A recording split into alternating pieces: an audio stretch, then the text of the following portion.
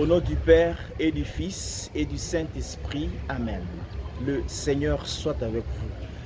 Frères et sœurs, nous célébrons le 4e dimanche de Pâques, appelé dimanche de Jésus, bon pasteur. Dans la lecture de l'évangile tirée de Jean 10, 27 à 30, Jésus parle d'abord de ses brebis. Mes brebis écoutent ma voix. Il parle donc d'une relation d'amour et de fidélité entre lui et ses brebis. Les brebis écoutent sa voix. Lui, il connaît ses brebis le suivent. Cette relation d'amour que le Seigneur définit, c'est ce qui doit nous caractériser.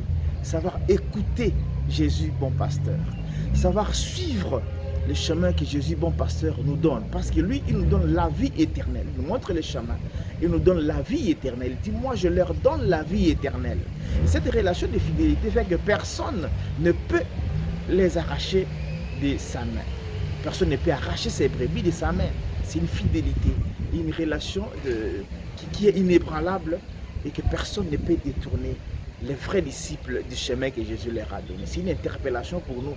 Nous qui ne sommes souvent influencés par le monde pour quitter Jésus, pour faire ce que Jésus n'a pas dit, pour aller à l'encontre de l'enseignement ou des enseignements ou la volonté de Jésus. Que le Seigneur augmente en nous la fidélité à lui. Que nous sachions écouter, être des bons disciples qui écoutent et qui suivent le Maître. Et dans la première lecture tirée du livre des Actes des Apôtres, au chapitre 13, verset 14, puis les versets 43 à 52, c'est le ministère de Paul et de Barnabé. Ils arrivent à Antioche d'Épisidie et ils sont victimes de la jalousie des Juifs. Parce que pour les Juifs, il faut quelqu'un qui fait comme eux. Si ils sont venus faire autrement que eux, les gens les ont suivis, alors ils sont jaloux. C'est ça qui divise nos églises aujourd'hui. Parce que nous pensons toujours être meilleurs que les autres. Et il suffit que quelqu'un fasse des choses autrement, ou bien s'il est apprécié par beaucoup, il est victime des haines, même des empoisonnements, dans les champs du Seigneur. Nous ne sommes pas prêts à accueillir le succès pastoral des autres. Nous ne sommes pas prêts à apprécier positivement ce que les autres font de bien. Quand ils sont appréciés par le chrétien, nous les détestons.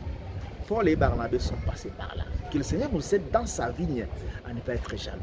Tout pour la gloire de Dieu. Nous n'avons pas l'apanage de l'Esprit Saint. Laissons les gens servir Dieu tel que Dieu les inspire. Surtout s'ils sont dans la logique de l'authenticité de la vocation selon que le Seigneur a voulu. Et dans la deuxième lecture tirée du livre d'Apocalypse de Saint Jean, au chapitre 7, verset 9, puis le verset 14 à 17, Jean voit la gloire de ceux qui suivent l'agneau, de ceux qui sont fidèles. Ils sont en habit blanc parce qu'ils suivent les bons pasteurs. Et ces bons pasteurs sera comme leur bouclier, il va les défendre. Le soleil ne les accablera plus, la souffrance ne sera pas leur lot, il leur donnera la victoire comme lui.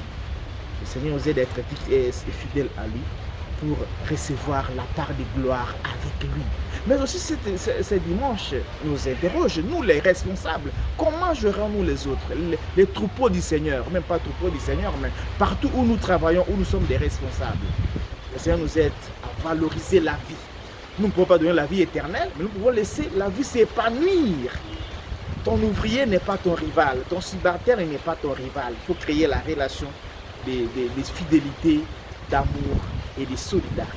Que le Seigneur nous aide ce dimanche à le suivre, lui qui est bon pasteur, et être à notre tour les bons et les vrais pasteurs comme lui. Bon dimanche à toutes et à tous, que Dieu Tout-Puissant vous bénisse et vous garde avec le Père, le Fils et le Saint-Esprit. Amen.